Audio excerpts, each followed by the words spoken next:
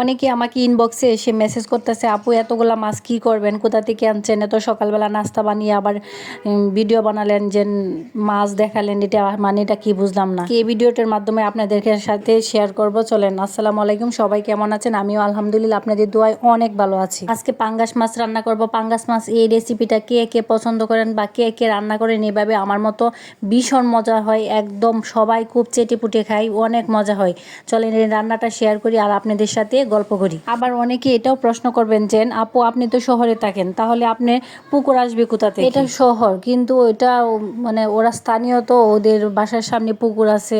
তারপর ওই সাইডে সাইডে একদম গ্রাম সাইডে ওইখানেও কিছু ফিশারি আছে, ওইটা আর কি। এই জন্য এতগুলা মাছ আমার বাসায় আসছে। মাছগুলো আসছিল খুব সকালে, প্রায় 7:30 বা 6:30 এরকম অনুমান। আমি সকালবেলা উঠে তাড়াহুড়া করে, আমি উঠার সাথে সাথে আমার ছোটো মেয়েটা উঠে গেছে। তো আমি যখন নিচে গেছি, তো ওর আব্বু নিচে গেছে, আমার শাশুড়ি সবাই নিচে গেছে ধরতে গেলে। তারপর ও বলতেছে ওর নাকি খিদা লাগছে, খাবে। তো আমার হাজব্যান্ড বলতেছে যে উপর থেকে একটা পরোটা ভেজে নিয়ে আসো। তাই পরোটা ভেজে আমি ওর জন্য নিচে নিয়ে গেলাম, ও নিচে বসে খাওয়াইলাম আর কি। আপনাদের সাথে শেয়ার করলাম মাছগুলা। আমি সকাল সকাল একটা লাইভও করেছিলাম, ওইটা আমার লাইভটা শেষ করছি। শেষ করার দেখি লাইভটার মধ্যে মানে একটু সমস্যা হয়েছে।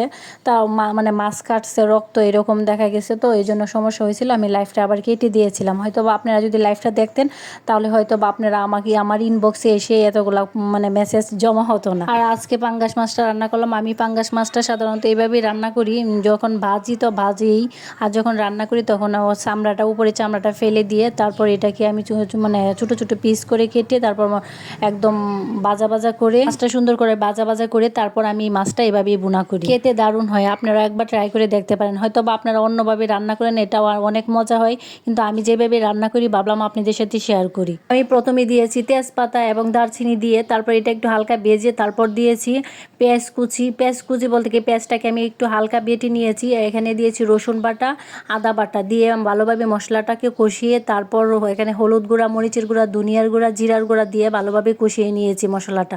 তারপর এই ভাজা মাছগুলো মশলার মধ্যে দিয়ে তারপর পরিমাণ মতো একটু হালকা পানি দিয়ে তারপর আমি এটা একটু হালকা মানে কষিয়ে নিয়েছি আর কি। আপনারা যারা পাঙ্গাস মাছ খেতে চান না বা পাঙ্গাস মাছ পছন্দ করেন না, একবার এটা রান্না করে খেয়ে দেখবেন, ইনশাল্লাহ আপনারা সবাই পছন্দ করবেন, যারা যারা পছন্দ করেন। আমার বাচ্চারা তো একদম মাছ পছন্দই করে না। এটা খাওয়ার পর ওরা তো ভাবতেছে এটা আমি মুরগি রান্না করছি বা মুরগির মাংস এরকম আর কি। তো অনেক মজা করে খেয়েছে, মুরগির মাংস মনে করে একদম অসাধারণ হয়েছে। কি বলবো আপনাদেরকে, আপনারাও ট্রাই করে দেখবেন। যদি মজা না হয় আপনাদেরকে পাঙ্গাস মাছের টাকা ফেরত দিব। ঠিক আছে, সবাই ভালো থাকবেন, আমার জন্য দোয়া করবেন এবং আমার ফ্যামিলির জন্য দোয়া করবেন, আমরা যেন ভালো থাকি, সুস্থ থাকি।